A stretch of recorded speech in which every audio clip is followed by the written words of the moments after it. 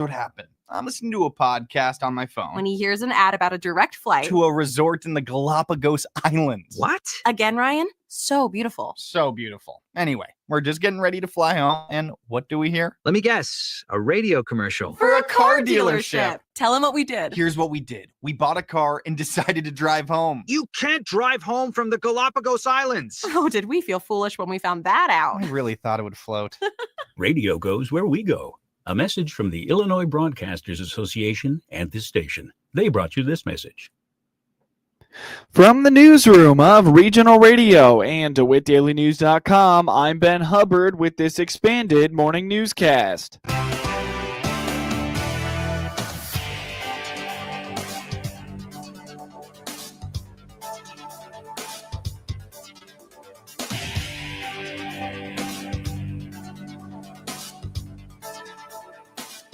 Good morning, and thanks for being with us. I'm your host today, Ben Hubbard. Morning Show News streams online all the time to Facebook and YouTube, brought to you by Peterson Insurance, your Pekin Insurance agent in Clinton.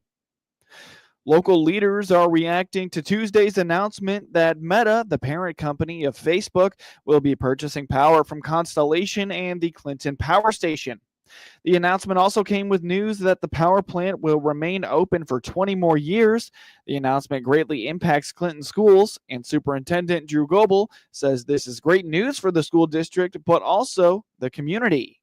I was very excited about it. Actually, we employ an energy broker that kind of helps keep track of, energy. The school district spends a lot of money on just energy, not to mention that the power Constellation helps, with taxes.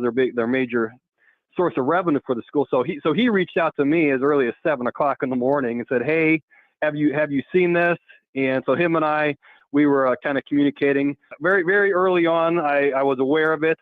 I was, extremely excited. This is great news for DeWitt County. It's great news for the school district. And like you had mentioned, Seth, anytime that a major technology player such as Meta, Facebook, is partnering with your community with the power plant, that's good news for everybody.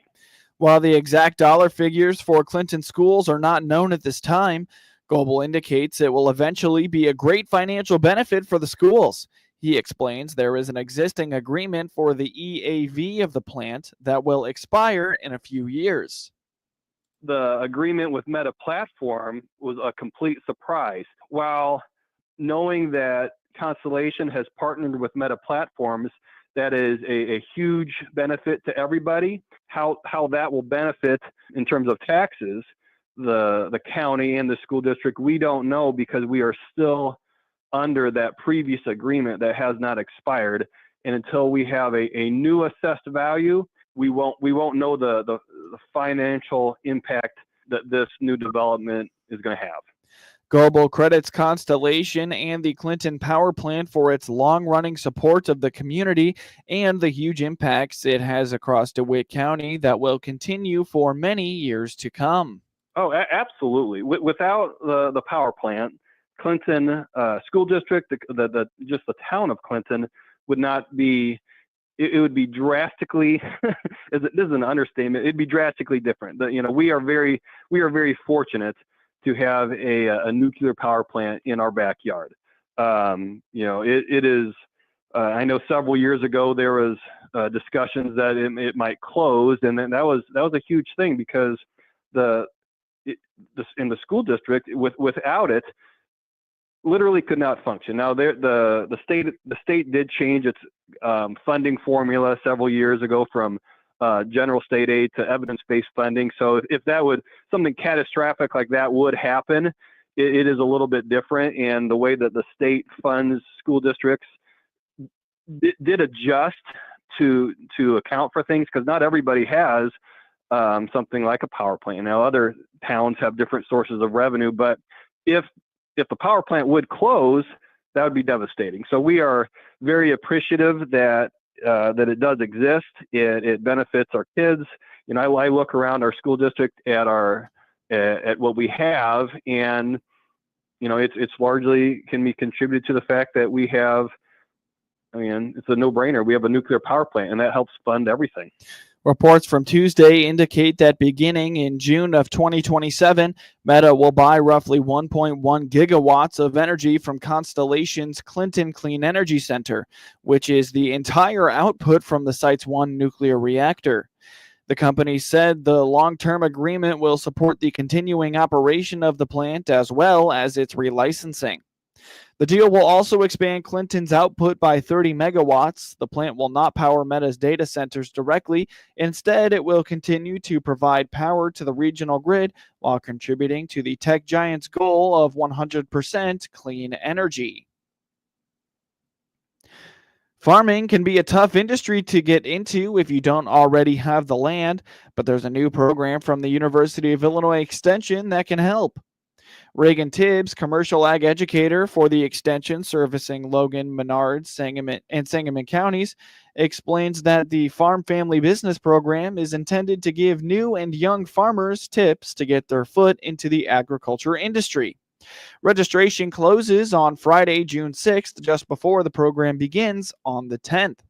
Yeah, the Farm Business Foundations program, that's something that I've held really personal to me, as somebody who's going to, inherit our family farms and working on our family farm forever, just trying to have those resources there for, like you said, people who might be young and taking over their family farm, or someone who's starting a new farming operation altogether. Just having those resources and those educational opportunities for them to learn those important basics. We're going to move it to Friday, June the 6th. Yeah, so it's going to be 3 different sessions across June. So the first one's going to be on June 10th, and that's going to be at our Sangamon County Extension office in Springfield. That session is going to talk about kind of what is farm business management, why is it important, how to create a business plan. The second session is going to be the week after that on June 17th at the Farm Credit office in Sherman. Really excited for that partnership with them. They're going to share some things about kind of loans, what's that process like, what are some frequently asked questions and things that people need to know about that. Mm-hmm. We'll also talk about some marketing strategies and things to consider on that front.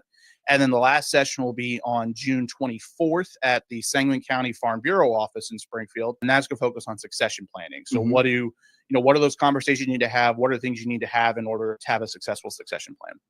Anyone can register and take part in the Farm Family Business Program, even if you do not reside within Logan, Menard, or Sangamon counties. Tibbs notes that you also do not have to register for all 3 of these sessions offered. Absolutely not. No, anybody is more than welcome to come attend any program, not just for me or anywhere in extension. We have a lot of in-person programs.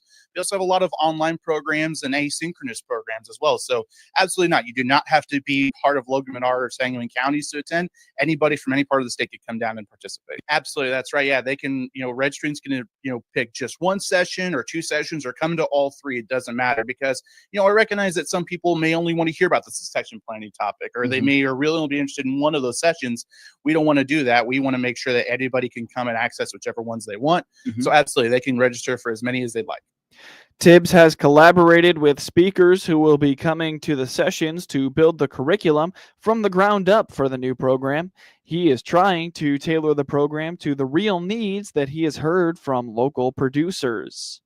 Yeah, so it's kind of a mix of both. This is a new program that we have in Extension, so not a lot of curriculum to go off of, but working with our presenters, like I said, we have some amazing partners with Farm Credit in Sherman there. Also, the Menard and Sangamon County Farm Bureaus have been massive helps in this as well, offering their spaces and their resources. So, a lot of the program is kind of getting put together by myself, especially that first session where we're talking about kind of what is farm business management, what are some things people need to consider with that, relying on my experience with my degrees and also the resources I've used across the years to help people answer those types of questions. And so a lot of that is kind of getting built and listening to what kind of people are wanting. These sessions were built not just off of a women and idea that I got, but at conversations I had with producers across the area here and things that they would find interesting. Yeah, it's hard to believe I've been here over a year and a half now. I mean, wow. It seems like it's gone by really quickly, but having those conversations with producers about the topics they want to hear about, the things they want to learn about, what resources can we offer through Extension, or do we have in kind of our network of other extensions across the Midwest and across the country that we can then bring forward and offer those producers? Because Illinois Extension, we have a lot of great resources, a lot of great programs, but we definitely want to key in other states and other resources that are just as excellent and just as resourceful for our producers. If you are a new producer looking to get into agriculture, or you're taking over the family farm, register for the Farm Family Business Program by June 6th at extension.illinois.edu/LMS. Now for your local obituaries. Jimmy Allen Jimbo Harpster Sr., 77, of Lake Charles, Louisiana, formerly of Bloomington, Illinois, passed away December 4th at his family home. Graveside services with military honors will be 10 a.m. Tuesday, June 10th at the Weldon Cemetery in Weldon, with Ernie Harvey Jr. officiating. Calvert Funeral Home in Clinton is in charge of arrangements. Memorials may be directed to the Disabled American Veterans. Don C. Niederer, 92, of Clinton, Illinois, passed away peacefully with his wife and family by his side at Carl Broman Medical Center in Normal at 4:45 p.m. May 24th. A celebration of life will be held on Saturday, June 14th, starting at 11 a.m. at the United Methodist Church Great Hall in Clinton, with a luncheon to follow at noon. Get news anytime at DeWittDailyNews.com. Here's Clinton Save-A-Lot owner Dave Jackson on why you should shop his store. We carry 4,000 items approximately. A regular store carries 40 or 50,000 items. So we don't have everything. If you come here first and then finish elsewhere, your bottom line is going to be happier, and with it